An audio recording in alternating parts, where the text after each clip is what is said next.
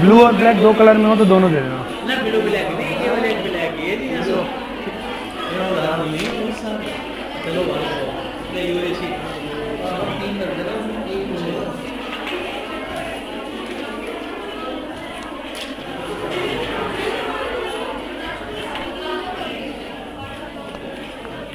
अरे हो गया सारा काम आप लोग का, जो अटेंडेंस वगैरह होना था हो गया, तो बातें क्यों कर रहे हो यार इतना आप लोग, बातें मत कीजिए। हाँ मेरा सर आएंगे।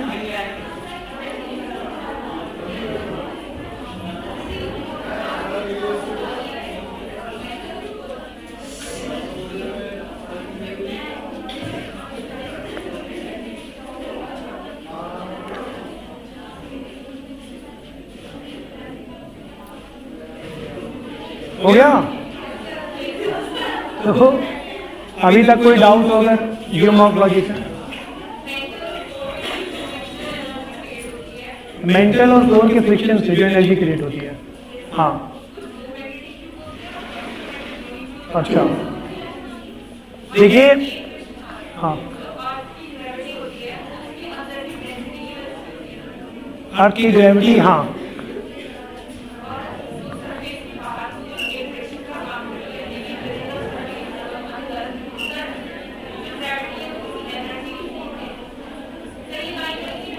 ऐसा था कि जो आपका अर्थ है वो बल है इक्वेटर पे, इक्वेटर पे बल होने के कारण ही जो ग्रेविटी है, अब देखो ग्रेविटेशनल फोर्स क्या है, force in between the two bodies, क्योंकि हम लोग G(m1 m2) upon r square करते हैं ना, तो दो बॉडीज के मास को आपस में मल्टीप्लाई करके जब रेडियस के स्क्वायर से हम लोग डिवाइड करेंगे तो ग्रेविटेशनल फोर्स आएगा।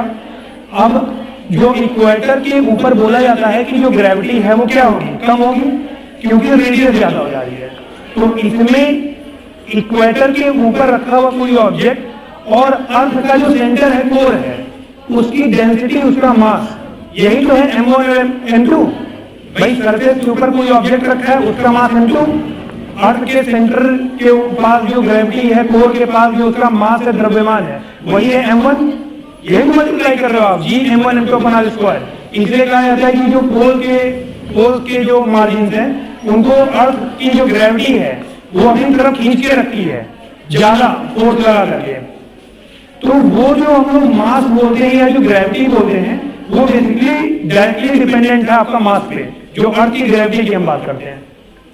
तो अब यहाँ पे ग्रेविटी है, उसको आप एज एनर्जी भी समझ सकते हैं, है ना। मास ही वहां पर मेन इंपॉर्टेंट रोल प्ले कर रहा है। और मास क्या है, अर्थ की कोर का मास, जो अर्थ का कोर है हमारा सबसे ज्यादा डेंस है। जैसे जैसे हम ऊपर से नीचे आएंगे डेंसिटी बढ़ती चली जाएगी। कोर की एवरेज डेंसिटी 17 के आसपास, 17 ग्राम पर सेंटीमीटर क्यूब के आसपास हो जाता है।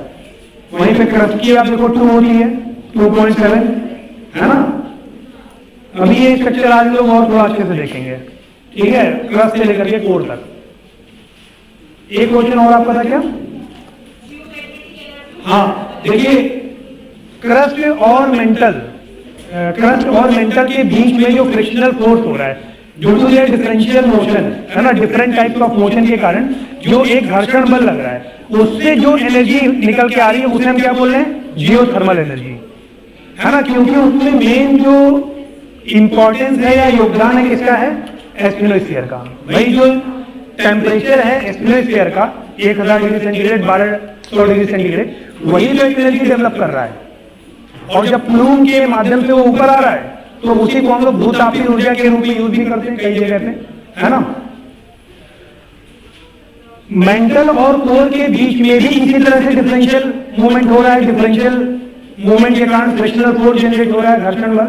और वो जो घर्षण बल जनरेट हो रहा है, आप देखो कि कोर में जो एलिमेंट्स है वो क्या है, आयरन एंड निकेल, इसलिए बोला था नीफेन, है ना। और आपको पता है कि जो कोई भी चीज होगी अगर उसकी मैग्नेटिक प्रॉपर्टी की हम बात करेंगे तो उसमें एक फेरोमैग्नेटिक मटेरियल्स होना इंपॉर्टेंट है। बिना उसके कोई मैग्नेटिक प्रॉपर्टी नहीं आएंगे ना किसी भी पदार्थ में। और ये आपको कहाँ मिल रहा है, फेरोमैग्नेटिक मटेरियल, जो आपका अर्थ का कोर है नीफेन। तो इसीलिए वहां पे फ्रिक्शन के कारण जो एनर्जी निकलती है उसका टाइप होता है इलेक्ट्रोमैग्नेटिक टाइप ऑफ एनर्जी। ऊपर आपका जियोथर्मल एनर्जी, लेकिन यहां पर इलेक्ट्रोमैग्नेटिक एनर्जी निकलती है। और इसी को ही आप कह लो कि जियोमैग्नेटिक एनर्जी के नाम से जाना जाता है। वहां पे जियोथर्मल बोल देते हैं, यहाँ पे जियोमैग्नेटिक एनर्जी। ठीक है, हाँ, बेसिकली जो एलिमेंट्स हैं उनकी प्रेजेंस के कारण, आयरन और निकेल।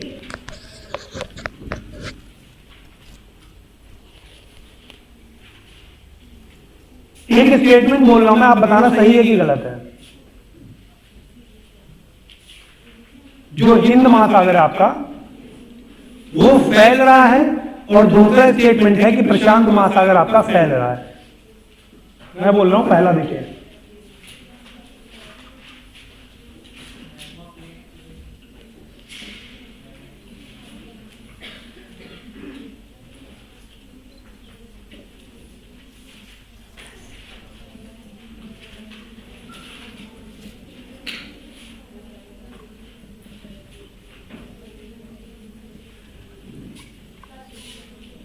अब आप बताओ, दो स्टेटमेंट है कि हिंद महासागर फैल रहा है और प्रशांत महासागर फैल रहा है, इनमें कौन सा स्टेटमेंट सही है, कौन सा गलत है? कौन बताना चाहेगा हाथ उठा करके विद रीजन? हाँ बताइए।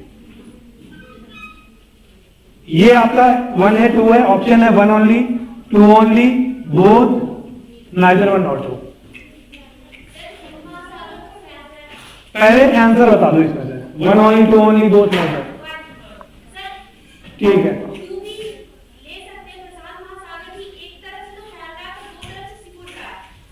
Very good, very good, very good.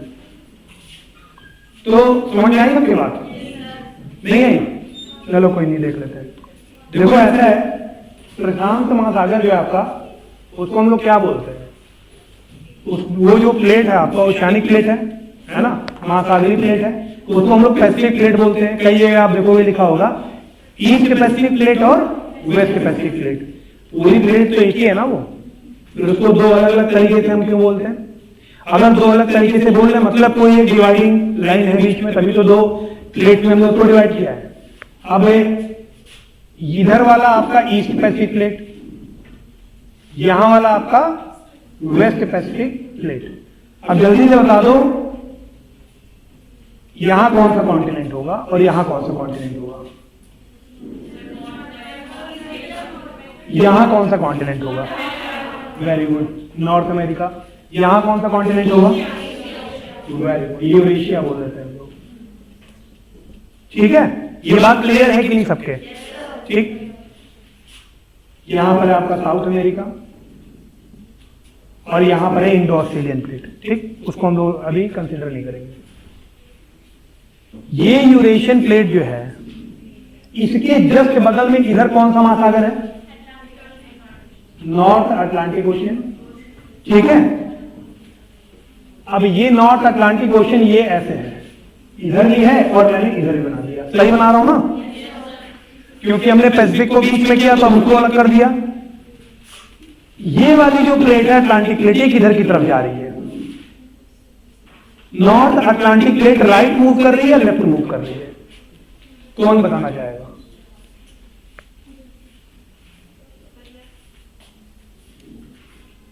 इधर को मूव कर रही है, लेफ्ट, ये कह रहे हो आप। देखो ये वही चीज है कि अब तक जो हम लोगों ने पढ़ा आप उसको इंप्लीमेंट कर पा रहे हो उसका। वेरी गुड भाई, मिड अटलांटिक रिज भी तो है, मिड ओशियानिक रिज में तो डाइवर्जेंस हो रहा है, अपसरण हो रहा है। अपसरण होने का मतलब यह है कि प्लेट के जो अपोजिट मार्जिन है वहां पर क्या हो रहा होगा? अभिसरण। क्योंकि हमने देखा था अगर कहीं पर डाइवर्जेंस हो रहा है तो वही प्लेट कहीं जाकर कन्वर्ज हो रही होगी, अभिसरित हो रही होगी। ये सपोज करो मिड ओशियानिक रीजन है, ठीक है, मिड अटलांटिक रीजन है, तो ये तो इधर मूव कर रही है। ठीक उसी तरह जो ये वाली प्लेट है वो किधर जा रही है? इधर जा रही है, क्योंकि ये तो एक ही प्लेट है ना दोनों। ये यूरेशियन प्लेट जो है ये इधर की तरफ आ रही है, ठीक है, और ये वाली जो प्लेट है वेस्ट पैसिफिक प्लेट, ये किधर को जा रही है? इधर को जा रही है। क्यों? क्योंकि यहां पर भी आपको एक मिड पैसिफिक रिज मिल रही है, जैसे यहां पर एक आपको मिड अटलांटिक रिज मिल रही थी। ये बात क्लियर है कि नहीं है? ये प्लेट इधर जा रही है और ये प्लेट इधर आ रही है, क्योंकि यहां पर भी एक डाइवर्जेंस हो रहा है, नीचे से जो मैग्मा है उसका रिसाव हो रहा है। ठीक, रिजेस बन रहे हैं। नॉर्थ अमेरिकन प्लेट किधर जा रही, कौन बताएगा? इसको राइट मूव करा दें या लेफ्ट मूव करा दें? कोई रीजन देगा क्यों left?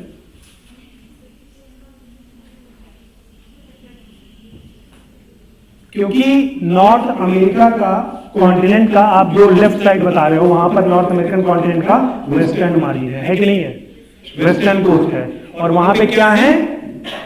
Fold mountains. Fold mountains कहां बन रहे थे? कन्वर्जेंस। तो ये इधर ही तो आ रहा होगा, तभी तो यहां कन्वर्ज हो रहा है। बात क्लियर हो रही कि नहीं हो रही है? अब जितना आपने पढ़ा है वो अप्लाई करना स्टार्ट करो। ये नॉर्थ अमेरिका है, यहां पर कौन सा माउंटेन है? रॉकी, जो कि फोल्ड माउंटेन है। ठीक है, होने चाहिए ही, है ना? ये रॉकीज क्या है? ये रॉकीज क्या है? वो तो ठीक है, फोल्ड माउंटेन है, लेकिन अगर हमने जो पढ़ा था उसमें जो जियो इंक्लाइन बन रहा था वही तो है, जो अवसाद जमा होने से वही तो है, उन्हीं की तो फोल्डिंग हुई है। ये बात क्लियर हो गई? तो यहां पर आपको पता चल गया कन्वर्जेंस हो रहा है। ठीक, जस्ट इसके पास अब आप इधर आ जाओ यूरेशिया में। यूरेशिया में इस साइड में आप देखो कन्वर्जेंस हो रहा है। इसी कन्वर्जेंस के कारण अब यहां पर जो कन्वर्जेंस हुआ, इस कन्वर्जेंस में जो ये दोनों प्लेट हैं वो एक दूसरे के अपोजिट मूव कर रही थी। ठीक है, यहां पर आपको एक ओशियानिक प्लेट था और एक जो आपका कॉन्टिनेंटल प्लेट है वो है। यहां पर एक फोल्डिंग हुई जिससे एक बहुत ऊंचे ऊंचे माउंटेन्स बने। यहां पर आपको नॉर्थ अमेरिका के जो हाईएस्ट पीक्स हैं वो भी मिल जाएंगे। ठीक है, उसी के अपोजिट यहां पर आप देखिए जो ये वाला मार्जिन है, ये वाले मार्जिन में इसकी अपेक्षा आपको ज्यादा वॉल्केनिक एक्टिविटीज दिखाई देंगी। जो जापान वाला एरिया है या फिर आप और नीचे चले जाओ तो इंडोनेशियन आइलैंड, ये सारे वॉल्केनिक आइलैंड ही तो हैं। तो जो कॉन्टिनेंट होते हैं उनके मार्जिन पे अगर मैं बोलूं वॉल्केनोज आते हैं तो ये गलत नहीं है। कॉन्टिनेंट्स के मार्जिन जो होते हैं कोस्टल एरिया, वहां पे वॉल्केनोज आते हैं। ठीक, पहला स्टेटमेंट। अगर ये वॉल्केनोज आ रहे हैं तो जाहिर सी बात है अर्थक्वेक भी आएंगे। भाई नीचे से जो एनर्जी निकल रही है, अगर वो निकल जा रही है तो वो वॉल्केनो है, अगर वो निकल नहीं पाई तो क्या बन जाएगी? अर्थक्वेक, क्योंकि धक्का मार के नीचे आ जाएगी और जो कंपन है, वाइब्रेशन है, वही तो अर्थक्वेक है। तो इसका मतलब जो कॉन्टिनेंट के कोस्टल एरिया होते हैं वहां पर अर्थक्वेक भी आते हैं। ये बात नहीं कहना कि कॉन्टिनेंट के या महाद्वीपों के जो कोस्टल एरिया होते हैं वहां पर अर्थक्वेक आते हैं। ठीक, नॉर्थ अमेरिका का वेस्टर्न कोस्ट जो है वहां पर अर्थक्वेक आते हैं, ये हमको पता है। आप एंड्रियास की फॉल्ट देख लो, है ना, वहां पर बहुत बड़े बड़े अर्थक्वेक आए हैं।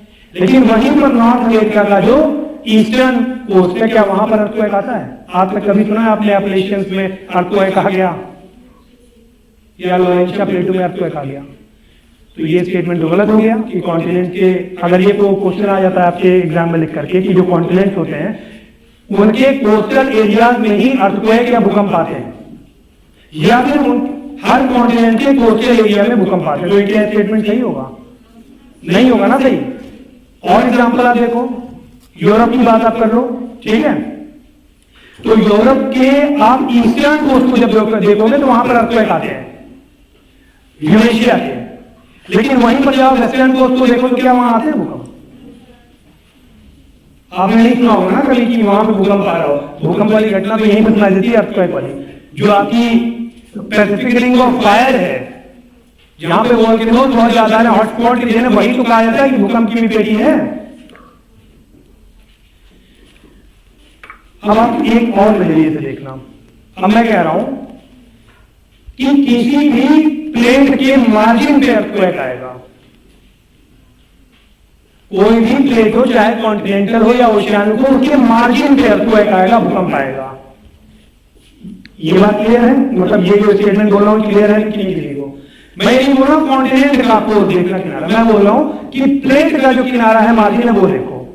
क्योंकि भाई प्लेट जहां पर चढ़ेगा, जहां पर उतरेगा, जहां सब्जेक्ट होगा, जहां पर ट्रांसफॉर्म बाउंड्री बनाएगा, रगड़ करेगा, रगड़ेगा, वहां पर तो होगा ना भूकंप, वहीं पर एनर्जी क्रिएट होगी। अब वो चीज सोचो, नॉर्थ अमेरिका आपका इसका जो ये वाला साइड है, नॉर्थ अमेरिका का जो ये वाला साइड है, यहां पर दो प्लेट एक दूसरे से कन्वर्ज हो रही है। ठीक है, क्योंकि ये एक प्लेट जो है ये इधर को जा रही है, ये इधर को आ रहा है। इसी के विपरीत जो ये वाला पोर्शन है इधर वाला, यहां पे आपको कोई कन्वर्जेंस डाइवर्जेंस दिख रहा है? समझ में आई बात की नहीं? मैं बोलना क्या चाह रहा हूं, क्लियर हो रहा है कि नहीं? अब यही आप यूरोप में अप्लाई करो, यूरेशिया में ईस्टर्न मार्जिन भी देखो और वेस्टर्न मार्जिन भी देखो। वेस्टर्न मार्जिन में जो यूरेशिया है, ऐसा नहीं है कि आपका स्कैंडिनेविया तक की वो प्लेट है, बात को समझना। जो यूरेशियन प्लेट है वो स्कैंडिनेविया में ही खत्म हो जाती है। भाई उसमें ओशियन का पार्ट आएगा कि नहीं आएगा थोड़ा सा? जैसे इंडो ऑस्ट्रेलियन जो प्लेट है उसमें पैसिफिक प्लेट भी, इंडियन ओशियन प्लेट भी तो है। अब अगर मैं बोलूं कि जो भूकंप है, जो अर्थक्वेक है, वो केवल हिमालयन रीजन में आता है, कन्याकुमारी में नहीं आता है। क्यों नहीं आता है? क्योंकि वहां कोई मार्जिन नहीं है। भाई इंडिया है आपका, इसके नीचे यहां तक है आपका इंडो ऑस्ट्रेलियन प्लेट, मार्जिन तो इधर ही मिल रहा है आपको, ये तो बीच में हो गया प्लेट के। बात समझ में आ रही नहीं जो मैं बोलना चाह रहा हूं? तो इसीलिए जब आप देखोगे कि भूकंप वाले जो अर्थक्वेक वाले एरियाज हैं वो कौन से हैं? हिमालय। जो हिमालय की ब्रंच घाटी बनती है वहां पर आपके लगातार भूकंप साथ जो भी अर्थक्वेक साथ होते हैं आते हैं। क्लियर हो रही की बात? तो अर्थक्वेक जोन को पहचानना बहुत आसान है। कब? जब आपने फॉल्ट जोन को पहचान लिया हो, फॉल्ट लाइन को पहचान लिया हो। आप बता सकते हो कि अर्थक्वेक आएगा कि नहीं? मैं बोलूं कि इंडिया में कन्याकुमारी में भूकंप आने के सबसे ज्यादा चांसेस है in comparison to the Himalaya. तो ये गलत हो जाएगा स्टेटमेंट। क्यों? क्योंकि वहां पर कोई मार्जिन बन ही नहीं रहा है, ना वहां पे सबडक्शन हो रहा है, क्योंकि प्लेट तो नीचे तक है ना जिसमें पूरा इंडियन ओशन है। भाई ना वहां सबडक्शन हो रहा है, ना वहां पर सबमर्जेंस हो रहा है, ना ही वहां पर फोल्डिंग हो रही है, ना वहां पर ट्रांसफॉर्म बाउंड्री बन रही है, तो भूकंप कैसे आएगा? और एक और चीज है, 3 तरह की बाउंड्री हम लोगों ने देखी थी, रचनात्मक, विनाशकारी और एक संरक्षित, है ना? कन्वर्जेंस, डाइवर्जेंस और ट्रांसफॉर्म बाउंड्री। इसमें सबसे ज्यादा भूकंप किस बाउंड्री में आ रहे थे?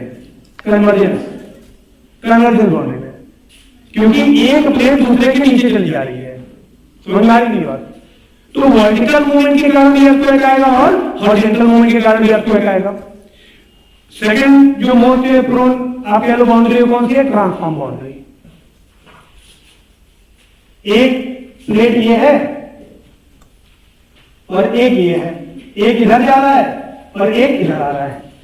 अब दो नाव पैरेलल चल रही हो, ठीक है, और आप ऐसे पकड़ के बैठे रहो, ऐसे समझ रहे हो कि बॉर्डर को ऐसे नाव पैरेलल जा रही है पानी में, आप ऐसे पकड़ के बैठे रहो और बहुत पास चल रही हो, तो उंगली में चोट लगेगी नहीं लगेगी?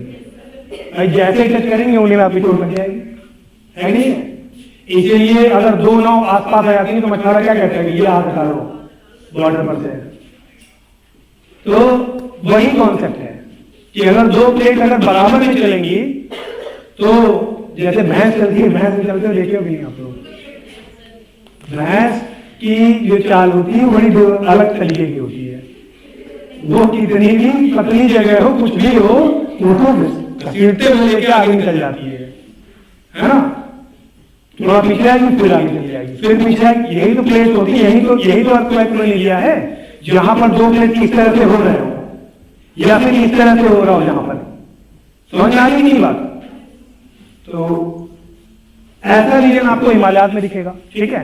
अब थोड़ा सा आप स्ट्रक्चर को समझना जो हम लोगों ने अभी तक पढ़ा था।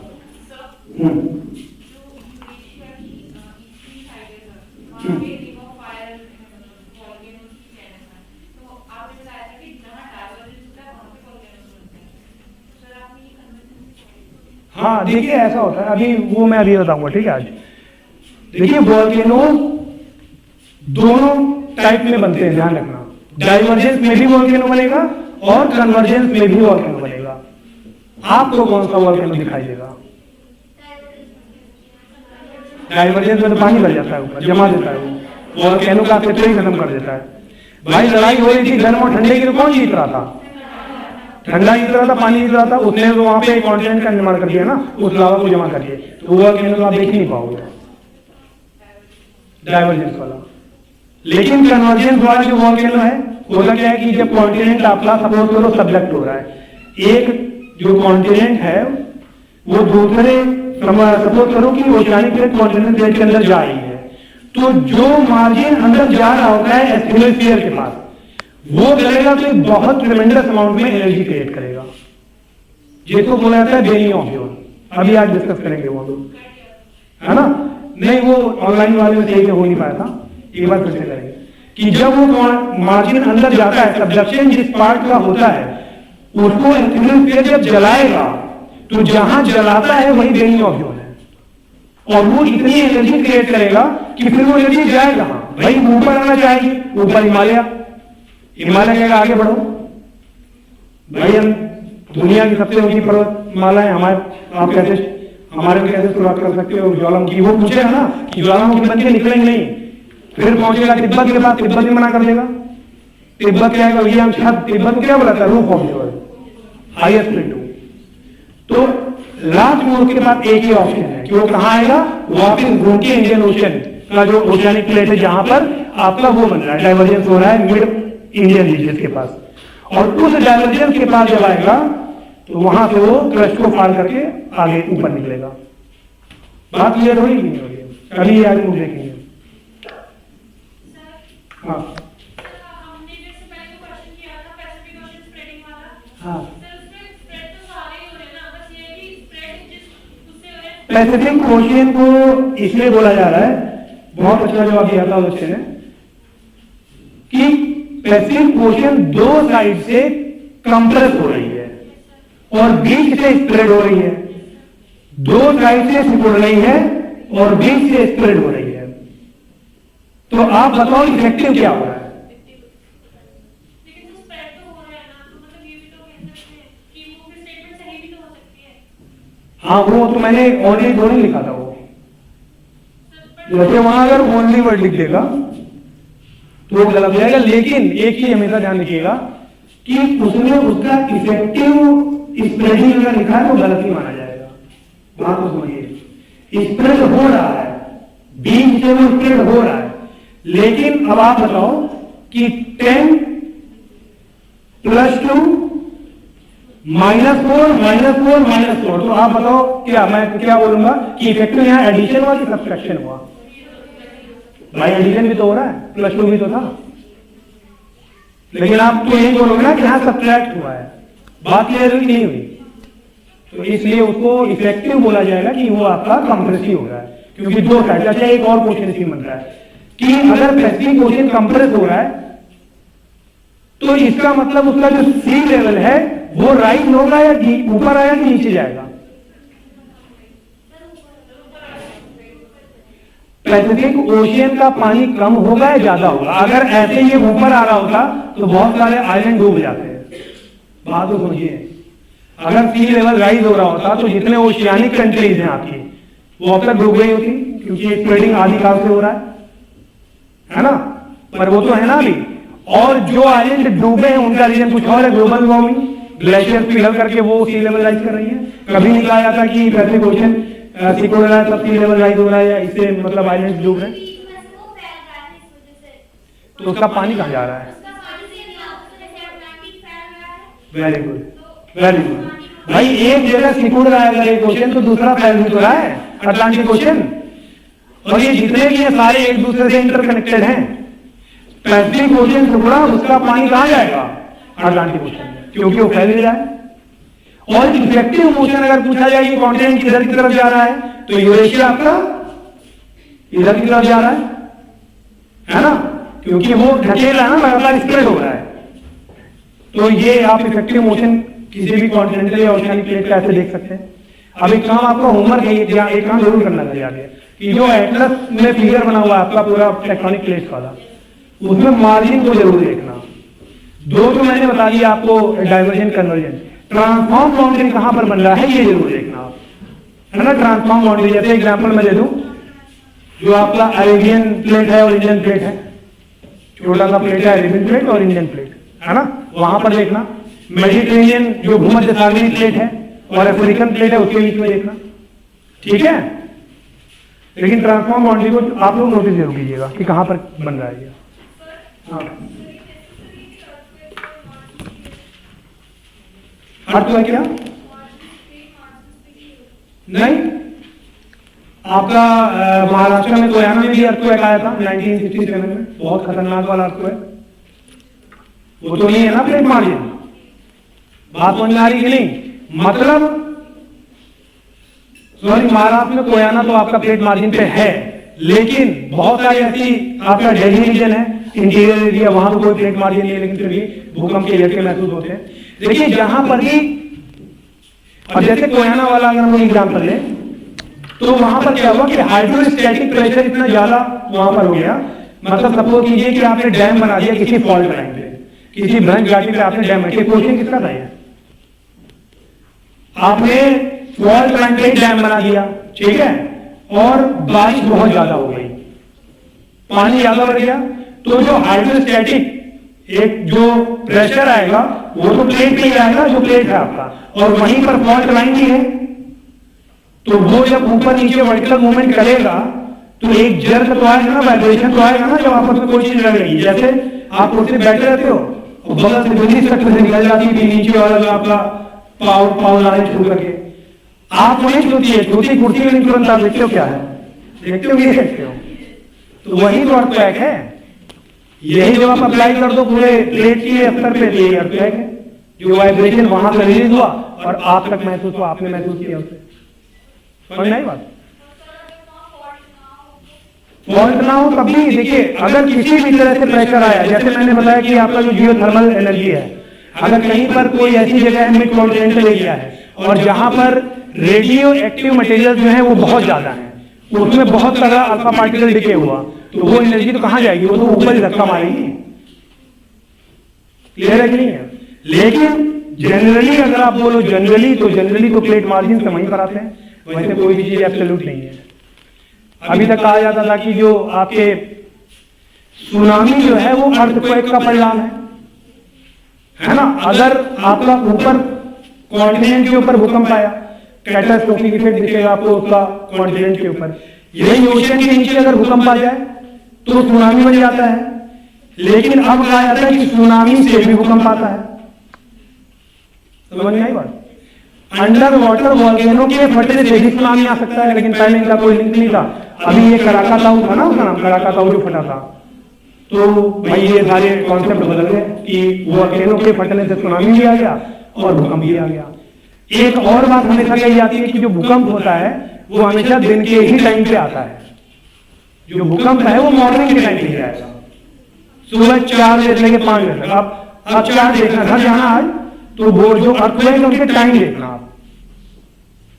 इसका जवाब आज तक कोई खोज नहीं पाया कि ये क्यों ऐसा होता है। तो जो क्लाइमेट आप कह लो जो सिस्मोलॉजिस्ट हैं, जो अर्थक्वेक वगैरह के लिए वैज्ञानिक होते हैं, वो इस पर आज ही रिसर्च कर रहे हैं और ये ऐसा बोलते हैं कि जो आपका सन है वो भी कहीं ना कहीं अर्थक्वेक से रिलेटेड है। जो सूर्य है, अब इतनी बड़ी एनर्जी का सोर्स है सन, जियोमॉर्फोलॉजी में उसको बिल्कुल नेग्लेक्ट कर दिया जाता है। क्यों? क्योंकि हम लोग इंटरनल एनर्जी पर फोकस कर लेते हैं, लेकिन ऐसा नहीं है उतना बड़ा अगर कोई एनर्जी का सोर्स है तो उसका कोई रोल या इंपॉर्टेंस नहीं होगा। उसे रिसर्च हो रहा है कि आखिर क्यों ऐसा होता है, कहीं ना कहीं सन से उसका लिंकिंग तो है ना कि दिन के टाइम पे क्यों आता है। और जियोमॉर्फोलॉजी को क्लाइमेटोलॉजी से लिंक कैसे कर सकते हैं कि कई बार ऐसा भी कहा जाता है और देखा गया है कि भूकंप अगर कभी भी आया तो उसके बाद रेनफॉल जरूर होती है, बारिश। कहा जाता है ना, प्रकृति भिगो भिगो के मारती है। भूकंप आया लोग बाहर लगे और वहां भरा भरा रेनफॉल। ये भी एकदम ट्रुथ है कि भूकंप आएगा, अगर थोड़े से भी अच्छे इंपैक्ट का भूकंप आया तो रेनफॉल बहुत तगड़ी होगी। फ्लडेड, आप कह लो कि फ्लड आ सकते हैं, ऐसी रेनफॉल होती है। तो कहीं ना कहीं आपका क्लाइमेटोलॉजी से लिंक है। जो आपके टी वेव एस वेव निकल रहे हैं वो अंदर भ्रमण करने के बाद हो सकता है पहुंच जाते हो क्लाइमेट में, वहां पे कुछ कंडेंसेशन में हेल्प करते हो, क्योंकि ये फ्रीक्वेंट चीज है ना। ये ऐसा नहीं है कि कभी संयोग बन गया, कभी कभी हो गया। 100 में 95 बार ऐसा देखा गया है, इसका मतलब कुछ ना कुछ तो संबंध है इसका।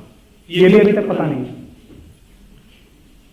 जो आपके सिस्मोग्राफ होते हैं या फिर जो आप कह लीजिए सिस्मोलॉजी के इंस्ट्रूमेंट होते हैं, मरकरी रिक्टर स्केल, जिससे देखा जाता है कि कितने मैग्नीट्यूड का है, कितनी इंटेंसिटी का आपका अर्थक्वेक आया है ना। ये मैन मेड है तो ये तो कुछ नहीं है। जो प्रकृति ने बनाए हैं ये भूकंप मापन यंत्र, वो और बहुत ज्यादा स्ट्रांग है। कोई बताएगा किसी यंत्र का नाम जो करके नेचुरल तैयार किए गए हैं?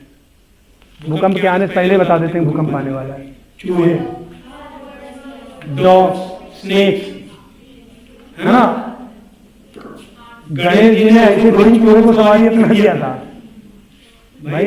गणेश जी भाग नहीं पाते बहुत तेजी से, तो चूहा ले लिया उन्होंने, चूहे की सवारी ले ली। देखिए कितने अच्छे अच्छे एग्जाम्पल हैं सारे जो हमारे गुरु जी थे उन्होंने बताया था। तो वही मैं आप लोग को बताता हूँ। उन्होंने कहा था कि जो चूहा होता है उसको पहले ही पता चल जाता है, इवन 12 दिन पहले पता चल जाता है। भूकंप के आने जब आपका मेजर एक वेव आती है तो उसके पहले बहुत छोटे छोटे माइनर वेव्स आते हैं। तो जो रैट होता है उसको बहुत समय पहले पता चल जाता है कि हाँ भूकंप आने वाला है, तो वो इधर उधर भगने लगता है निकल के। इसी तरह स्नेक होता है। आप स्नेक किससे रिलेटेड है देख लो, शिव जी से। और कहाँ बैठे हैं? और लाइन के ऊपर बैठ के समाधि कर रहे हैं। तो इसीलिए वो उसको ऐसा भी अपने पास रखते हैं, गले में लपेट के रखते हैं कि बता देना। और यही कभी अगर आमने सामने आ गए दोनों, गणेश जी की सवारी और शंकर भगवान, तो आपको पता क्या होगा। तो डॉग होता है। अभी आपको पता होगा रिसेंटली अर्थक्वेक आया था, रिसेंटली अभी कुछ 1-2 साल पहले जो आया था। भागे थे सब लोग घर से निकल के। हम लोग के टाइम का तो वही अर्थक्वेक है भाई, हम लोगों ने तो वही देखा है। बैठे हुए थे बढ़िया टीवी देख रहे थे और बोला नहीं बैठ के आदमी पैर में हिलाता रहता है ऐसे। तो मैं बैठे टीवी देख के ऐसे पैर हिला रहा था, पूरा घर ऐसे से हिल रहा है। तो हमारी मम्मी थी, वो मारी हमको, क्या कर रहे हो? तो हम कहे हम घर देख रहे। मैंने सोचा यार इतनी ताकत कहाँ से आ गई कि पूरा घर ही हिल रहा है। तो मैंने उनसे कहा कि अरे हम पूरा काम ही हिला पाएंगे। तो फिर बाद में अंदर से मेरा कुत्ता डॉगी डॉबरमैन, वो बहुत होशियार है। वो जब आया तो अंदर वो पहले 2-3 राउंड भोंका और इधर उधर बहुत तेज दौड़ भागी उसने की, और उसका सबसे पहले निकल के भागा बाहर, और बाहर जाके खड़े क्यों देख रहा है घर को, हम कहीं गिरने का वेट कर रहा है। तो फिर हम लोग को समझ में आया कि हाँ भैया ये अर्थक्वेक का भूकंप है, तो सब लोग भागे। तो देखिए ये तो लाइव भी है ना, आप लोग भी देखेंगे। वो तो सबसे पहले निकल गया, उसको पता था कि हाँ आने वाला है हम लोग। तो मिड कॉन्टिनेंट में भी आ सकते हैं, फॉल्ट जो आपके फॉल्ट लाइंस हैं वहां पर भी आ सकते हैं। फॉल्ट लाइन का मतलब होता है कि 2 प्लेट्स का मार्जिन, जहां पर 2 प्लेट एक्शन कर रहे हो, या फिर किसी एक प्लेट का ऐसा मार्जिन जिसमें क्रैक डेवलप हो गया हो, है ना। चलिए अर्थक्वेक पे ही तो ये टॉपिक अब खत्म ही कर लेते हैं, अर्थक्वेक वाला, है ना। इतनी बात हुई गई जब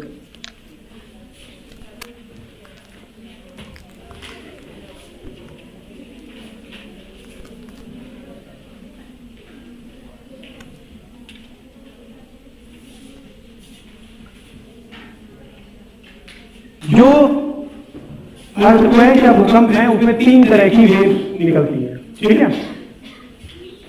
एक आपकी पी वेव है,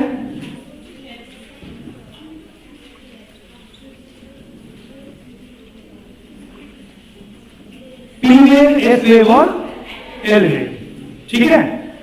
सबसे पहले इन तीनों में कौन सी वेव पहुंचेगी? P wave. लेकिन अब ये भूकंप जो है इसका केंद्र कहां होता है, भाई ये समझिए, है ना। कि भूकंप आता कहां से है। हम लोगों ने अर्थ के स्ट्रक्चर को देखा था, तो सबसे अंदर कोर था, मेंटल था और ये क्रस्ट, है ना। कई जो अर्थक्वेक होते हैं वो शॉलो फोकस होते हैं और कई डीप फोकस होते हैं। मतलब कई जो भूकंप होते हैं उनका जो सेंटर है, केंद्र है, जो फोकस है, जो हाइपो सेंटर है, वो कुछ ही किलोमीटर नीचे होता है, 9, 10, 11 किलोमीटर। कई ऐसे होते हैं जिनका 200 किलोमीटर 300 किलोमीटर नीचे होता है, जो फोकस है, हाइपो सेंटर होता है। जो डीप फोकस होते हैं वो ज्यादा देर तक सर्वाइव करेंगे या जो शॉलो फोकस होते हैं वो? आप बताओ। ध्यान रखना, जो डीप फोकस है भाई वो तो नीचे से आ रहे हैं ना, उनके ऊपर इनकम्बेंट जो लोड है बहुत ज्यादा है ना। अब उसमें भी इंटेंसिटी डिपेंड करेगा, किसकी इंटेंसिटी कितनी ज्यादा है, है ना, जो अगर आपको सर्वाइवल का टाइम देखना है कि कौन कितनी देर तक सर्वाइव करेगा। खैर ये अलग टॉपिक है, लेकिन सपोज करो कि यहां पर क्रस्ट और मेंटल का जो बाउंड्री है, जिसको हम लोग मोह डिसकंटिन्यूटी का नाम देते हैं ना, अप्रॉक्स 150 या 100 किलोमीटर के आसपास, वहां पर आपको मोह की बाउंड्री मिल जाएगी क्रस्ट और मेंटल के बीच की। वहां पे सपोज करो कोई अर्थक्वेक जनरेट हुआ इस पॉइंट पर, ठीक, तो इस पॉइंट के सबसे नजदीक वाला पॉइंट कौन सा है? अभी अब देखो, यहां से अगर कोई एनर्जी निकलेगी तो पहले तो ये सोचो कि ये ऊपर ही क्यों आती है, ये नीचे भी तो जा सकती है। वेरी गुड भाई, नीचे डेंसिटी बहुत ज्यादा है तो वो ऊपर ही जाना चाहेगी, उसके लिए वो अपना कंफर्ट जोन को कभी नहीं छोड़ती है ना, तो भाई वो ऊपर जाना चाहेगी। तो इसका जो सबसे नियरेस्ट पॉइंट होगा अर्थ के सरफेस या क्रस्ट पे, वो कौन सा है? ये वाला पॉइंट है, ठीक है, बिल्कुल परपेंडिकुलरली आप कह लो कि ऊपर, सर के ऊपर। इस पॉइंट को हम बोलेंगे एपी सेंटर, और जहां से ये रिलीज हुआ उसको हम बोलेंगे फोकस या हाइपोसेंटर। इतनी बात क्लियर है? यहां पे आपका कोई ना कोई ऐसी क्रिया तो हो रही होगी प्लेट टेक्टोनिक की, प्लेट विवर्तन की, जो हम लोगों ने पढ़ी है, इसकी वजह से यहां से एनर्जी रिलीज हो रही है। तो earth is nothing but a catastrophic energy release from some, आप कह सकते हो कि कोई अगर कमजोर पॉइंट है वहां से रिलीज हुई एक कैटास्ट्रोफिक एनर्जी तो है जो सरफेस तक आ रही है। अब यहां पे ये एनर्जी 3 फॉर्म में निकलती है। सबसे पहले आपकी पी वेव निकलेगी, जो पी वेव निकलेगी वो सरफेस में सबसे पहले आएगी, ठीक है, उसके बाद आपकी एस वेव पहुंचती है, और आप कह लो फिर आपकी एल वेव आती है। लेकिन एक ही हमेशा याद रखना कि जैसे ये वाला पॉइंट आपको एपी सेंटर मिला है, ध्यान से सुनना, ये वाला जो पॉइंट है ये आपका एपी सेंटर है, ठीक इसी के जस्ट पीछे एक सीधी लाइन आप खींच लो, और ठीक अपोजिट में यहां पर जो पॉइंट मिल रहा है इसको क्या कहते हैं, कौन बताएगा?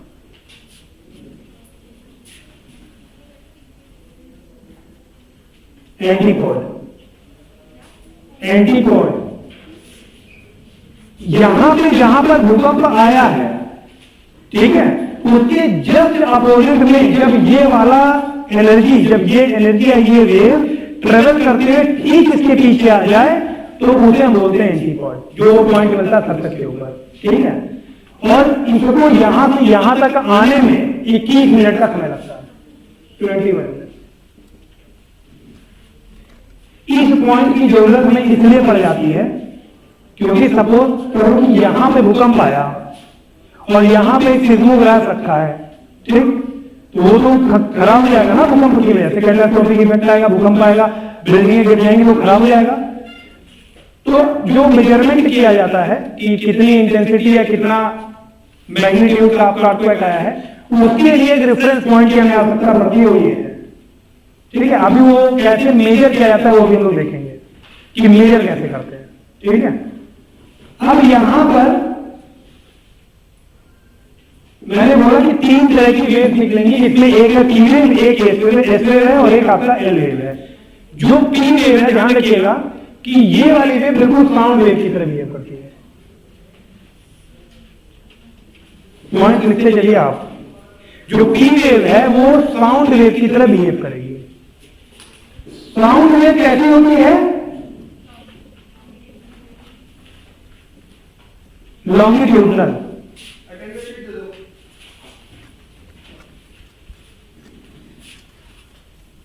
भाई ये लॉन्गिट्यूडनल होती है, ठीक है। जो पी वेव है वो साउंड वेव की तरह अगर बिहेव कर रही है तो sound wave solid, liquid, gas तीनों से होकर निकल जाती है। तो इसका मतलब ये भी हर मीडियम से पास हो जाएगी। ये तीसरा पॉइंट है, नोट करते रहिएगा।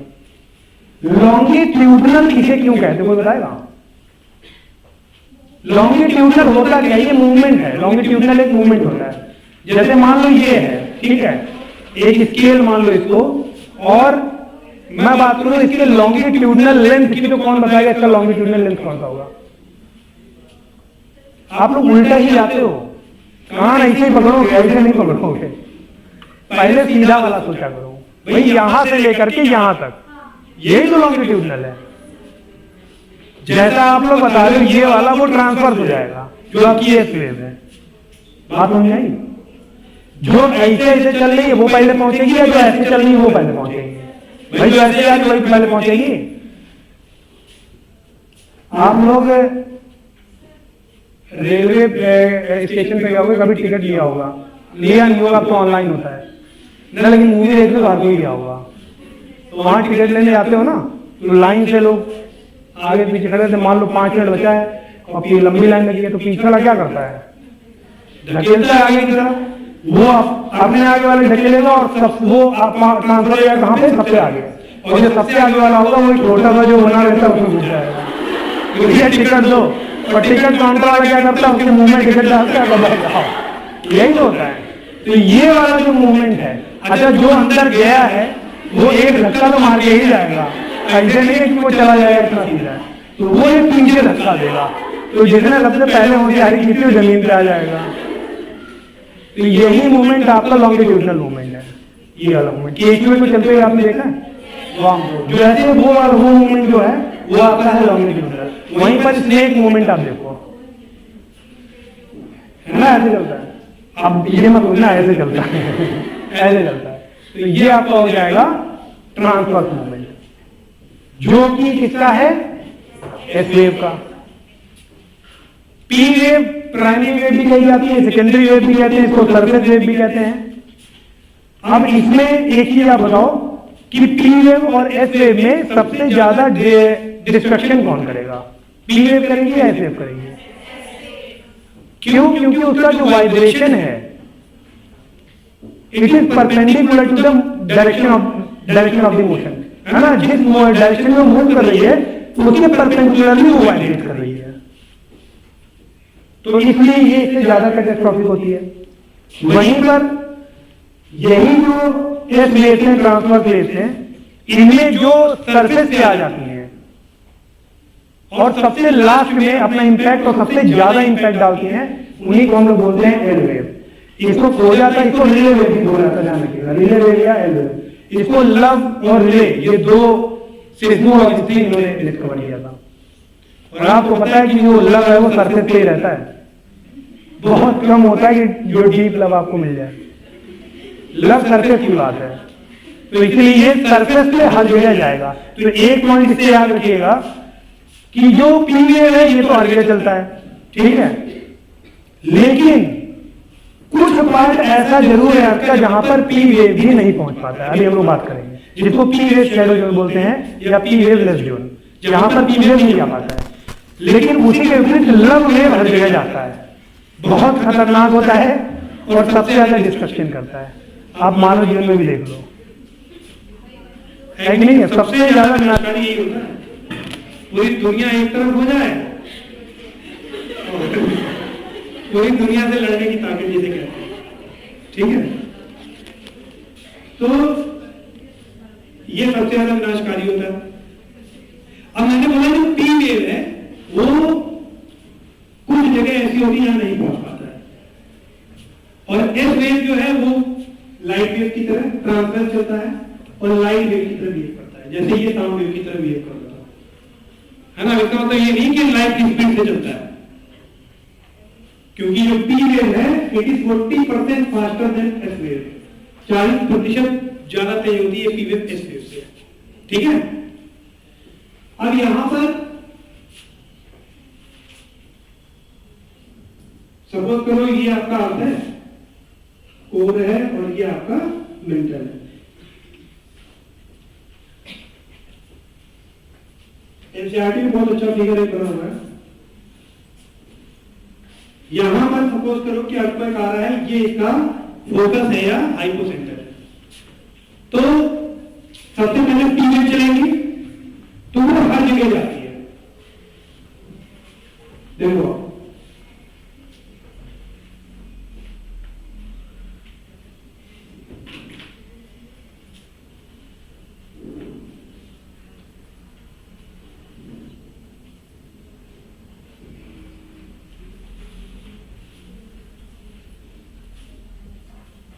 इसमें से भी यहाँ से भी ऐसे निकल जाएगी।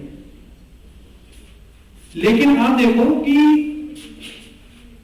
ये आपका मेंटल है, अगर यहाँ पे कोर है, ये मेंटल है और ये क्रस्ट है, तो यहां पर जहां पर आपकी मोहो डिसकंटिन्यूटी है, वहां पर ये वेव थोड़ी सी रिफ्लेक्ट हो जाती है ना, अपने मार्क से हट जाती है। क्यों? क्योंकि यहां पर डेंसिटी अचानक से चेंज हो गई है। एक एग्जांपल देते हैं इसका। आप कहीं से आए अपने घर में, ठीक है, आपके घर में सारे रिश्तेदार इकट्ठा है, शादी ब्याह का माहौल है। जैसे ही आप आओगे तो क्या बोला जाएगा? आप आ गए, है ना, भाई बोलिए खुला आ गया, आ गया, आ गया, आ गया, ये होगा। अब आप सीधे आए तो रहते पहुंच गए घर पे आराम से। अब सपोज करो कहीं पे बहुत ज्यादा कीचड़ वीचड़ है और वहां से आप होकर के आ रहे हो, थोड़े टेढ़े होकर के आ रहे हो स्टाइल, तो भैया आप गिर जाओगे कीचड़ में। और फिर जब आप आओगे अपने घर में, कोई बोलेगा अरे आ गए, आ गए, आ गए, क्योंकि आप अकेले नहीं आए हो। तो बाकी जगह तो सीधी जा रही थी, है ना, लेकिन ये वाला जो हमारे, देखिए ये सारे एग्जाम्पल हमारे गुरु जी के हैं। कितना बढ़िया तरीके से वो समझाना जानते थे कि हाँ, फिर आप लोग के मन में कोई डाउट ही नहीं रह जाएगा कि हाँ क्या बात हो रही है। ये कीचड़ वाला एरिया है जो मार्जिन बन रहा है, जहां पर डेंसिटी डिफरेंशिएशन या मोह डिस्कंटिन्यूटी आ रही है। जो मोह डिस्कंटिन्यूटी है, आप कह सकते हैं कि यहाँ पर जो वेलोसिटी है वेव की, पी वेव या एफ वेव, इनमें बहुत कैटास्ट्रोफिक चेंज आ जाता है ना, क्योंकि एक तो वो लिक्विड मतलब फ्लूइड आप कह सकते हो, सॉलिड ना ही गैसेस, एक फ्लूइड अवस्था आ जाती है। जब स्टेट ही चेंज आता है कि बहुत बड़ा चेंज आता है, इस वजह से यहाँ पर एक एंगल बनता है जिसे हम बोलते हैं 102 या 103 डिग्री का, है ना। तो 102 से लेकर के आपका एक एंगल होता है 143 डिग्री का, 145, है ना, देखना है फिगर में देखना। उसी ही ये जो एंगल है 102 से 145 का या 143 का, 105 है, 105 से लेकर के 145, 105 से 145 का जो जोन है इसे पी वेव शैडो जोन दिया। अब ये वो तो पी वेव शैडो जोन हो गया, और एस वेव तो क्रॉस ही नहीं कर पाएगा, लेकिन आपको पता है, तो इन बिटवीन 145 टू 145 का क्या हो जाएगा? S wave shadow zone. Clear है कि नहीं है? देखिए ये बहुत बेसिक चीज है, इसलिए मैं बना करके नहीं दिखा रहा हूं आपको कि आप इसको देखो। अब आप बनाओ इसको, एक बच्चा बना मुझे दिखाए जो आप समझे हो।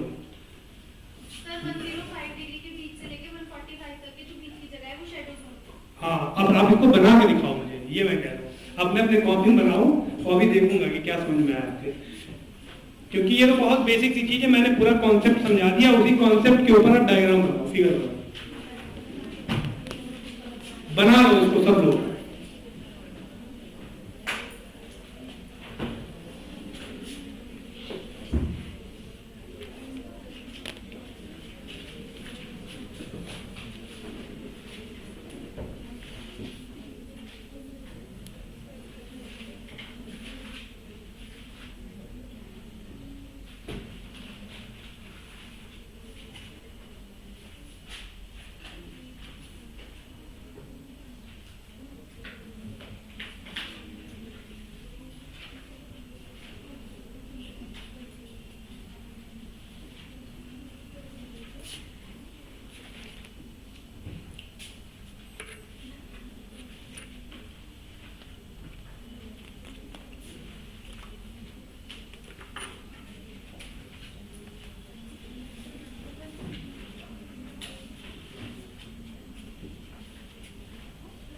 एक कोई वायरलेस नहीं आता क्या?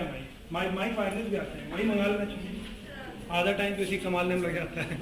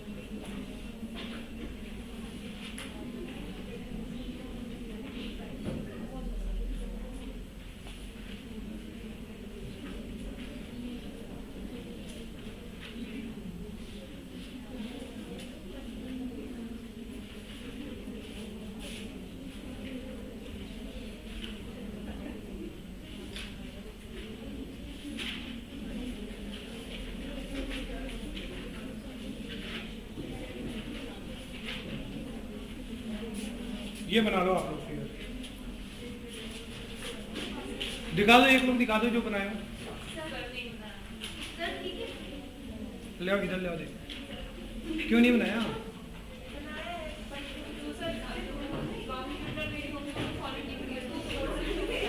हाँ हाँ हाँ हाँ, तो उनका पी वेव का शैडो जोन होगा 105 से लेकर के 145 के बीच में। एस वेव का शैडो जोन आपका दूसरा नीचे वाला आ जाएगा, क्योंकि वो लिक्विड से जा ही नहीं पाएगा। आउटर कोर आपका ऐसा कहा जाता है कि लिक्विड है, लेकिन ऐसा है नहीं, वो फ्लूइड है, सेमी लिक्विड आप कह सकते हो, एग्जैक्टली लिक्विड नहीं होता है।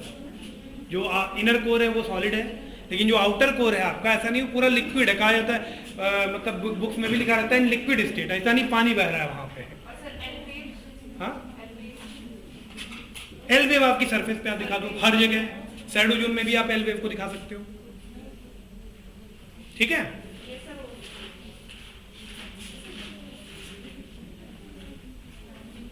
ये आपका डाइवर्जेंस है।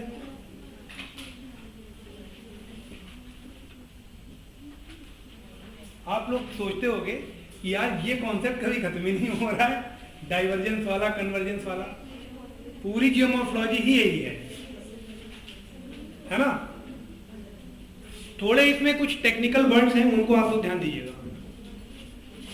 जहां से आपका मेंटल प्लूम हो रहा है, जो एक्सेस है ये वाला, ये क्या है?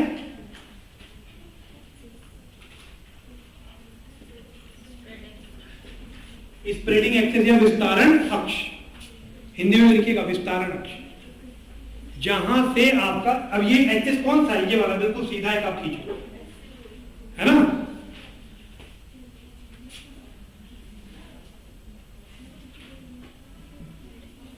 इस एक्सेस में आपको बताएं कि जब नीचे से मैग्मा ऊपर की तरफ आया तो ओशियन और मैग्मा की लड़ाई में किसकी जीत हुई? ओशियन की।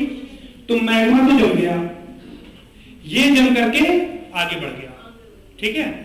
लेकिन यहां पर जब ये जमा तो एक वैली ऐसी क्रिएट कर रहा है कि नहीं है, जिसमें ओशियन का पानी भर रहा है, और यहां पर आपको एक वॉल जैसा भी साइड में मिलेगा, ये वॉल्स मिलेंगे दो, इसीलिए इसको रिज कहा जाता है, कटक, है ना। ये जो वैली है इसे बोलते हैं median valley. Median valley, median घाटी, मध्य घाटी, मध्य कटक घाटी आप कह लो, ठीक है। तो जहां से ये मैग्मा ऊपर आ रहा है, ये प्लूम ऊपर आ रहा है, इसको आपको प्लूम लिखना, ये प्लूम है, और ये कहां से आ रहा है? Magma chamber. जो नया कॉन्टिनेंट बना है वो क्या है? Sea floor spreading. ये कुछ टेक्निकल वर्ड है, जब आप बनाओगे, सपोज करो जीएसएम का आंसर लिख रहे हो, तो अगर समझना अलग चीज होती है, लेकिन वहां लिखना एक अलग बात होती है ना। आप फिगर कितना भी अच्छा बना दो, अगर आप उसको लिस्ट नहीं कर पा रहे फिगर को, तो एग्जामिनर को मजा नहीं आएगी। जब आप लिस्ट करके लिखोगे तो उसको ये पता चल जाएगा कि हाँ जो टेक्निकलिटी वो आपको पता है, ठीक है। बाकी कहानी तो आपको पता ही है। ये एक ऑनलाइन क्लास में फिगर था, तो मुझे लगता है कि ऑनलाइन वाला सब लोग एक तो आए होंगे, सब नहीं आए होंगे, और वो सही से चल भी नहीं पा रहा था, बीच बीच में बहुत सारी डिस्टर्बेंस हो रही थी, इस वजह से नहीं होता। यहां पर है आपका एथोलिस्फीयर, जो कि सोर्स है मैग्मा चैम्बर का, ठीक है। बाउंड्री है डाइवर्जेंस, और एग्जांपल है इसके mid Atlantic region, mid Pacific region, mid Indian region, Indian ocean, Pacific ocean और अटलांटिक ओशन, ठीक है। बता दें, बना लो। ये मीडियन वैली है, मीडियन वैली, मीडियन वैली।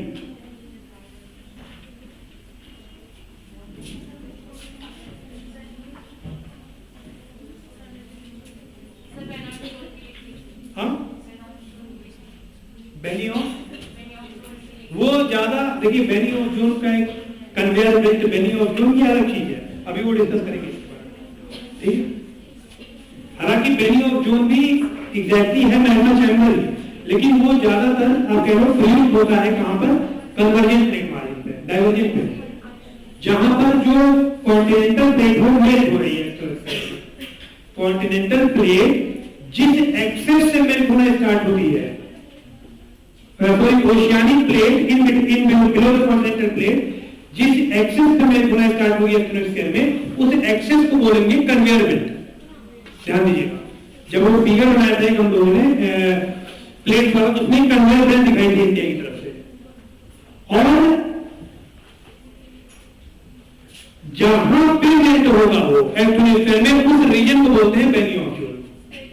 ठीक है, यहां पर आप मैग्मा चक्कर ही बोलोगे। ठीक है,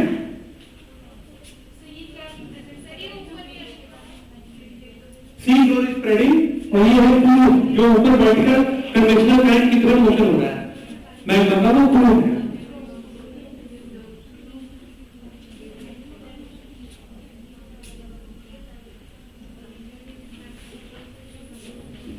क्लियर है कि नहीं? नहीं है? क्या नहीं क्लियर?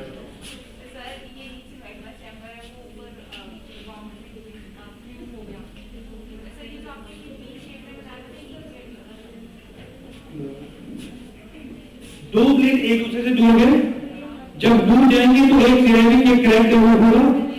अगर आप सपोज करो कि एक गलती हो कोई भी, जैसे सपोज करो इसको अगर हम यहां से ब्रेक करें ऐसे, तो क्रैक सबसे पहले कहां होगा, ऊपर या नीचे? ऊपर ही होगा ना। पूरा ब्रेक ना करो इसको आधे पे ब्रेक करके छोड़ दो, तो एक आपको वी शेप मिलेगा कि नहीं ऊपर?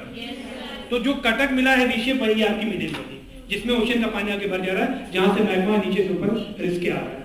क्लियर है? इसीलिए एक चीज और आता है प्लेट बाउंड्री और प्लेट मार्जिन। तो कोई बताया नहीं तो बता चुका हूं ऑनलाइन क्लास में। हाँ,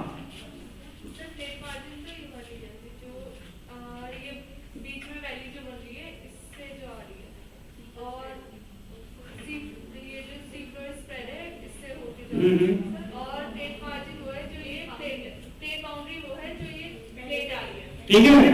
क्लियर है कि ऑनलाइन क्लास किया होगा आपने, उसमें जो 2-3 बार बताया था, तो वो भी आप इंक्लूड कर सकते हैं, फिगर में लिस्ट कर सकते हैं, प्लेट मार्जिन और प्लेट बाउंड्री। मिटा दो ये क्या डाइवर्जेंस था, मतलब अपसरण, और अब अभिसरण का एग्जांपल आपको। अभिसरण के लिए सबसे बेस्ट एग्जांपल आप इंडिया वाला है, जो इंडिया वाला पॉइंट है कन्वर्जेंस जहां पर होगा वहां पर क्या है इंडिया, हिमालय। तो अगर मैं बोलूं कि जो हिमालयाज हैं वो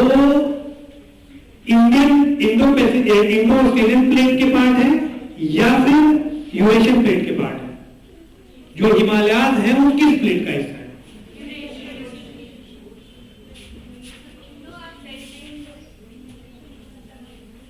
ठीक है, इसको देखना आप लोग।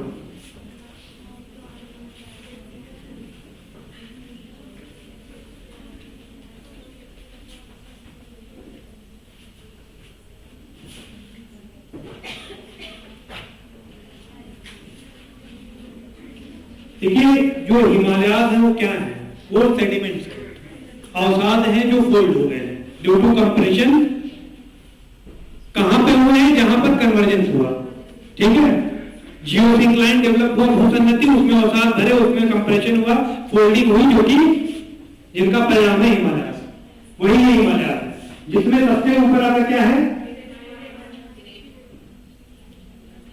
मिडिल हिमालय, जो इसी को हिमाद्री कहते हैं ना, ग्रेटर हिमालय को।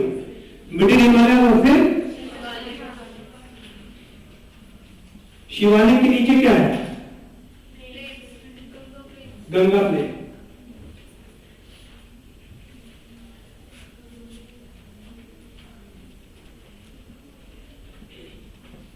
तो ये आपका हो जाएगा गंगा प्लेट, ये आपका हो जाएगा दक्कन प्लेटू, इस पॉइंट को आप कह सकते हैं कन्याकुमारी, ये आपका है इंडियन ओशन। ये ठीक है, समझ में आ रहा है कि क्रॉस सेक्शन आपको ऊपर से लेकर नीचे लगा। अब ये आप पहले बना लो, और ये आपको बड़ा मत देना, ये छोटा छोटा लिखना ऊपर, क्योंकि अभी ये मैं मिटा दूंगा। अब यही ग्रेटर हिमालय और मिडिल हिमालय के बीच में क्या है? कश्मीर वैली। मिडिल हिमालय और शिवालिक के बीच में क्या है? आपके टूर जैसे देहरादून। क्लियर हो रहा है कि नहीं हो रहा है? और यहां पे आपको होता है गंगा के मैदान क्या है? तराई, है ना? तराई के बाद आपका दक्कन प्लेटू, दक्कन के पठार, और फिर आपका इंडियन ओशन। ये आप लिस्टिंग एक बार कर लो, फिर ये सब मिटा दूंगा मैं ऊपर वाला। और ये क्या है? हिमालय का छोटा भाई, तिब्बत का पठार। ठीक है?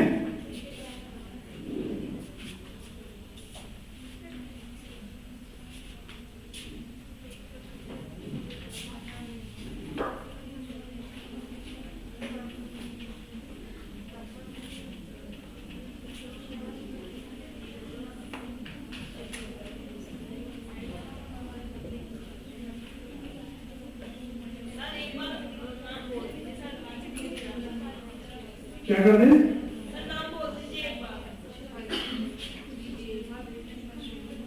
कौन सा नाम?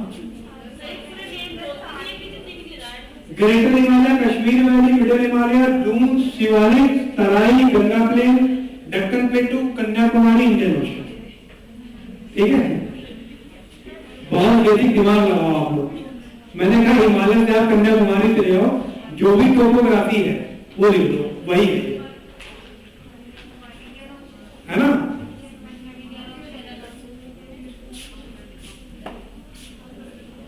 हाँ वही है।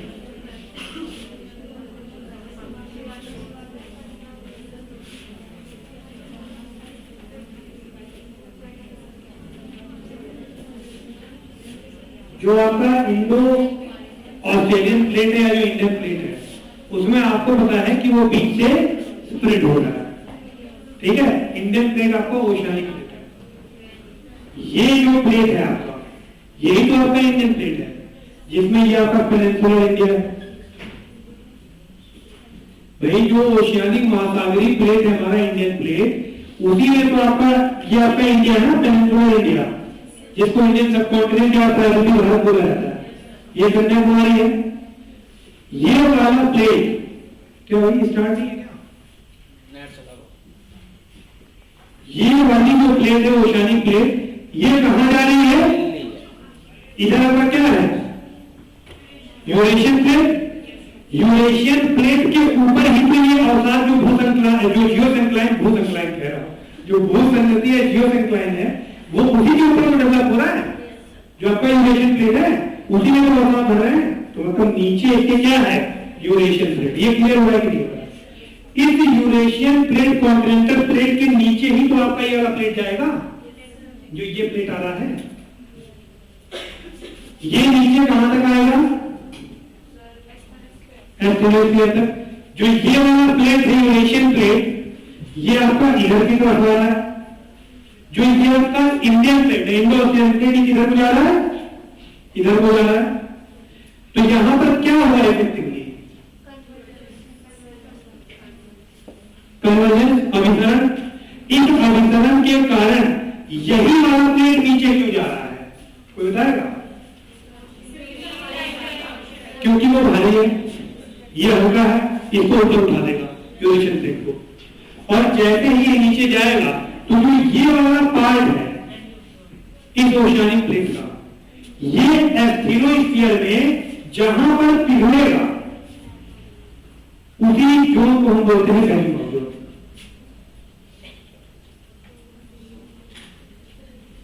BENI जोन, ठीक है, बेनिंग ऑफ जोन। अब ये जो ओशियानिक प्लेट है, ये जिस एक्सेस के साथ, इसका जो एक्सेस एस्थिरोस्फीयर में झुका हुआ है, जितने कोण पर, जितने डिग्री के कोण पर, उसी को हम कन्वेयर बेल्ट कहते हैं। ये वाला जो देखिए, जैसे ये सीधा जा रहा है, ठीक, ये सीधा जा रहा है, ये यहां से 70 डिग्री का एंगल बना के अंदर जाएगा। ठीक है? तो इसी 70 डिग्री एंगल वाले एक्सिस को हम लोग कन्वेयर बेल्ट का नाम देते हैं। तो यहां पर आप ऐसे एक एक्सिस बनाइए और इसको लिख दीजिए कन्वेयर then 70 डिग्री एंगल। अब ये बात परेशान कर रही 70 डिग्री का एंगल क्यों बनाता है ना? तो जरूरी नहीं है, ज्यादातर बनाता है इसलिए इसको ऐसा बोल देते हैं, ठीक है। इसी के बाद तो ये कन्वेयर बेल्ट आपको समझ में आ गया, पहली और दो समझ में आ गया। इसीलिए एक और टेक्निकल पॉइंट है, जो ये आपका कॉन्टिनेंटल क्रस्ट है, कॉन्टिनेंटल क्रस्ट के ठीक मार्जिन पे जहां से प्लेट जुड़ना शुरू होती है, जहां से प्लेट सबडक्ट होना स्टार्ट होती है, सबडक्ट, उसी को सबडक्शन जोन बोला जाता है। सबडक्शन का मतलब क्या है? नीचे जाना। जब ये वाली प्लेट नीचे जाएगी तो एस्थिनोस्फीयर इसको मेल्ट कर देगा क्योंकि टेंपरेचर बहुत ज्यादा है। अब जब ये मेल्ट होगी तो बहुत सारी एनर्जी रिलीज करेगी। ये एनर्जी कहां जाती है? ये एनर्जी पहले इधर जाएगी, तो इधर इसका कुछ हला वाला हो सकता है? हिमालय तिब्बत कुछ नहीं होगा, इनको वापस घूम के इधर जाना पड़ेगा। तो एक कन्वेक्शनल इफेक्टिव कन्वेक्शनल करंट कैसे चलेगा? West to east melter. और ये वाला कन्वेक्शनल करंट कहां निकलेगा? जहां से इंडियन ओशन स्प्रेड कर रहा है। यही तो है, यही वाला पार्ट जो ओशियनिक प्लेट का है, मेल्ट होकर के इधर से नया मॉन्टेन बना रहा है। समझ में आ रही बात की? तो ये कहां से एनर्जी निकलेगी? जहां से इंडियन ओशन स्प्रेड कर रहा है, वहां पे इंडियन ओशन या हिंद महासागर में डाइवर्जेंस हो रहा है, और वो आपको पता है कि यहां पर हो रहा है। ठीक, ये इधर को जा रहा है, ये इधर को जा रहा है, ये एनर्जी इधर को रिलीज होगी, और यहां पर ठीक वही कंडीशन हो जाएगी जो हम लोगों ने पहले डिस्कस की, कहां की? डाइवर्जेंस की। क्लियर होने की बात, ठीक है। अब इसको आप लिख सकते हो अपने वर्ड्स में, कोई दिक्कत नहीं है। कॉन्सेप्ट समझ में आ गया? अब इसको लिखने में क्या है? टेक्निकल वर्ड सारे आपको पता है, ठीक है। देखिए ज्योग्राफी में सबसे इंपॉर्टेंट चीज होती है फिगर। आप डायग्राम क्या होगा आपके दिमाग में बनता है, अगर कोई कॉन्सेप्ट आ रहा है उसका डायग्राम अगर आप सही बना ले जाते दिमाग में तो वो आप लिख ले जाओगे। बस उसके लिए आपके पास एक मिनट जो मसाला होना चाहिए वो है टेक्निकल वर्ड्स, है ना। जो इसमें ज्योग्राफिकल टर्म्स है वो आपको बताऊं तो आप देख लीजिए बेनी ऑब्जर्व क्या होता है, प्लूम क्या होता है, सबडक्शन क्या होता है, कहां होता है। ये घटना जब होगी तो आपको पता है कि ये जो जैसे वहां पर मीडियम वैली बन गई थी, जैसे वहां पर मीडियम वैली बन गई थी, कहां पर? जहां पर डाइवर्जेंस हो रहा था, वैसे यहां पर क्या बन रहा है? जियोसिंक्राइन। क्लियर है कि नहीं? जियोसिंक्राइन भूसंगति। और इस भूसंगति में क्या आएगा? जो नदियां यहां से, हिमालय की सारी नदियां यहां पर बहा करके लाएंगी। भाई जो हिमालय से नदियां बह के आनी, 3 कोर्स में बह रही है, upper course, middle course, lower course. Upper course से जो भी डिपॉजिट सेडिमेंट्स हैं वो कहां पर ला करके फैला रही है? यहीं पर। तो क्लियर हुई नहीं बात? इसीलिए कहा जाता है कि जो हिमालय है वो इसी जियोसिंक्राइन में डेवलप हुए, और यही वो सिस्टम है। जब ये कंप्रेशन और ज्यादा हुआ तो ये पूरा ऐसे फोल्डिंग हो गई इसमें और हिमालय डेवलप हो गया। क्लियर हुई ना बात? कोई डाउट हो तो पूछ लेना। अब डाउट से है, अब मेरा तो एक ही बात बता कि जो अर्थक्वेक होते हैं, मैंने बताया कि उनको मेजर कैसे किया जाता है ना। जैसे अर्थक्वेक का मैग्नीट्यूड और इंटेंसिटी, पहले ये नोट करो, उसके बाद ये अर्थक्वेक का टॉपिक शुरू करें। ये आपको बना लो पहले। अभी टाइम कहां हो गया? अभी 5 मिनट बचा हुआ है ना। वो गलत है तो मतलब सही कौन सा है? 10 मिनट है ना। चलो कोई बात नहीं। सीसैट पढ़ने में ज्यादा मजा आ रही है क्या? आपकी बात सीसैट में ज्यादा लोगों का विजिट किया, जो भी हम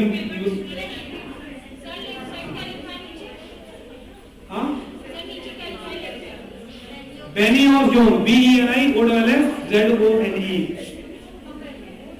subduction zone, continental plate, convergence, geosyncline, convergence, conveyor belt, divergence, यहाँ पे कन्वर्जेंस।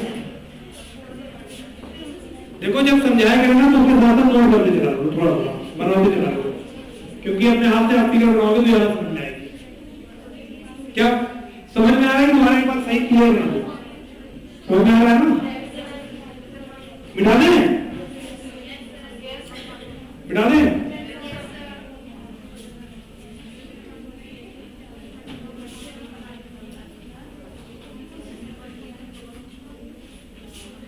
जब कहीं पर अर्थक्वेक आता है तो आपको पता है कि दो चीज आप पता कर सकते हो, वो है अर्थक्वेक का टाइम कि कब आया, ठीक, और आपको पता है सबसे पहले पी वेव आएगी तो पी वेव की वेलोसिटी जो आपको पहले से पता है। भाई अर्थक्वेक से ऐसा नहीं है कि हर बार अलग टाइप की पी वेव निकलेगी, पी वेव तो पी वेव है, उसकी वेलोसिटी आपको पता है, ठीक। साउंड वेव की तरह बिहेव करती है, उसकी क्वालिटी, प्रकृति, सारे सब कुछ आपको पता है, और आपको टाइम पता है। तो दूरी और समय पता है तो समय और चाल पता है तो आप क्या निकाल सकते हो? दूरी। एग्री से बात, चाल बराबर दूरी बटा समय, सिंपल फॉर्मूला, आप दूरी निकाल लोगे कि कितनी दूरी पे अर्थक्वेक आया है। सपोज करो जहां खड़े वहीं अर्थक्वेक आ जाए, ठीक। तो अगर यहां पे कोई आपका सिस्मोग्राफ रखा है वो तो खराब हो जाएगा ना, तो कहीं पे भी अर्थक्वेक आए हमें कैसे पता चल जाता है कि वहां पे अर्थक्वेक आया? भाई हर जगह तो सिस्मोग्राफ नहीं रखा हुआ ना जमीन के नीचे गवर्नमेंट ने बिछा के, जो हम लोग को नहीं पता है, रखा होगा तो निकल गया होगा आपका। यहां पे ऐसे लोग हैं तो फिर हमें कैसे पता चलता है कि हाँ यही अर्थक्वेक आया जब सिस्मोग्राफ वहां पे नहीं है? हाँ वो एक रेफरेंस पॉइंट होता है। कहीं पर भी अर्थक्वेक आएगा, भूकंप आएगा, तो 3 जगह उसकी जो रीडिंग है उसको रिकॉर्ड किया जाता है, 3 नियरेस्ट जो आपके अर्थक्वेक सेंटर है। अब 3 की ही कम से कम जरूरत की पड़ती है आप लोग देखना। मैंने कहा कि पी वेव की वेलोसिटी और टाइम से आप दूरी निकाल लोगे।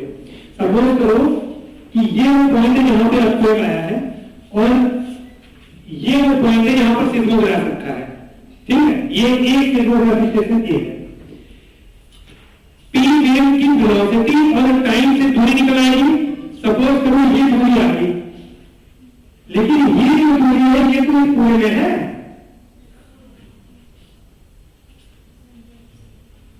समझदार बात नहीं। मान लो ये 100 किलोमीटर है, ये भी 100 किलोमीटर है, ये भी 100 किलोमीटर है, तो भाई ये जो इस स्टेशन ने बताया कि 100 किलोमीटर दूर अर्थक्वेक आया है, तो 100 किलोमीटर तो चारों तरफ है, तो हर जगह तो आया नहीं, भूकंप तो यही आया है।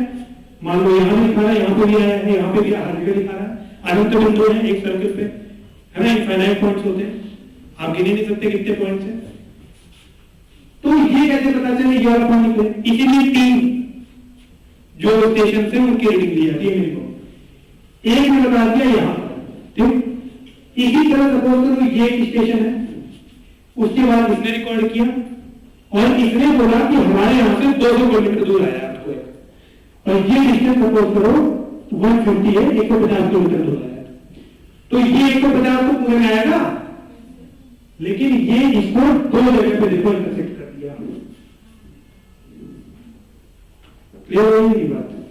अब आपके पास 2 पॉइंट मिल गए, पहले इनफाइनाइट थे, अब या तो भूकंप यहां आया होगा या तो यहां ओरिजिनेट हुआ होगा, लेकिन जो तीसरा वाला है स्टेशन,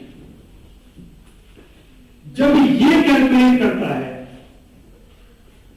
तो ये इन दोनों पॉइंट में से तो एक ही पॉइंट पे इंटरसेक्ट करेगा, ये दोनों को कर नहीं सकता, इसलिए मिनिमम 3 स्टेशन की जरूरत होती है कि 3 स्टेशन की जो रीडिंग है वो एग्जैक्ट बता देंगे कि हाँ अब कितनी दूरी पर ये भूकंप आया है, एवरेज 3 का निकाल करके। बात है कि नहीं क्लियर? समझ में आए कि मतलब इसको फिर से बताओ, है ना? पहले बार infinite point, infinite station, infinite origin point, second station ने कंफर्म कर दिया 2 लोकेशन, और तीसरे वाले ने कंफर्म कर दिया 1 लोकेशन। तो ये 3 चांद जो होते हैं, जो 3 आर के लगे, है ना, दूसरे वाले एक लोकेशन कंफर्म कर दो, क्योंकि 3 जो आर्क है या चाप है इनको आप एग्जैक्टली 2 लोकेशन पे कभी नहीं लगा पाओगे, लगा के देखना, है ना? क्लियर है? तो खत्म करें इसका, बना लेना इसको, और फिर कल के उसमें हम लोग वल्केनिज्म को डिस्कस करेंगे, ठीक है? क्या है कल? क्रिसमस है।